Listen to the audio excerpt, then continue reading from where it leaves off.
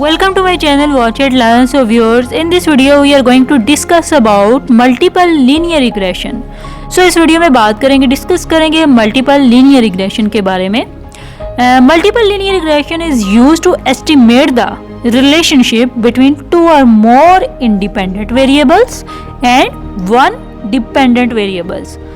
तो मल्टीपल के नाम से ही जाहिर है, यानी ज्यादा, एक से ज्यादा. सो मल्टीपल लीनियर रिग्रेशन में हम करते क्या है, हम एस्टिमेट करते हैं रिलेशनशिप को, दो या दो से ज्यादा वेरिएबल्स के दरमियान रिलेशनशिप को एस्टिमेट करते हैं.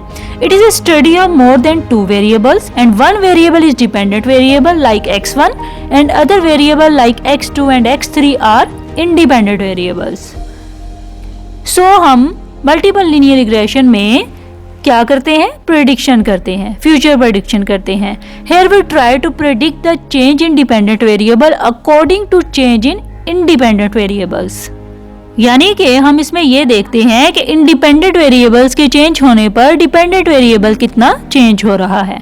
फॉर एग्जाम्पल, अगर मल्टीपल लीनियर रिग्रेशन में एक एग्जाम्पल की बात करूं तो आप ब्लड प्रेशर की एग्जाम्पल ले लें. ब्लड प्रेशर जो है वो एक डिपेंडेंट वेरिएबल होगा और इसी तरह एज, हाइट या hours of exercise per week, ये हमारे क्या होंगे, इंडिपेंडेंट वेरिएबल होंगे और इनके दरमियान हम रिलेशनशिप को एस्टिमेट करेंगे या फ्यूचर प्रेडिक्शन करेंगे. Let's take another example. For example crop growth है. क्रॉप ग्रोथ जो है वो हमारा डिपेंडेंट वेरिएबल होगा और हमारे इंडिपेंडेंट वेरिएबल क्या होंगे, जैसे कि रेनफॉल, टेम्परेचर या अमाउंट ऑफ फर्टिलाइजर, ये हमारे इंडिपेंडेंट वेरिएबल्स होंगे और क्रॉप ग्रोथ जो है वो डिपेंडेंट वेरिएबल होगा और इनके दरमियान हम मल्टीपल लीनियर रिग्रेशन के जरिए रिलेशनशिप जो है एस्टिमेट करेंगे या फ्यूचर प्रेडिक्शन कर लेंगे.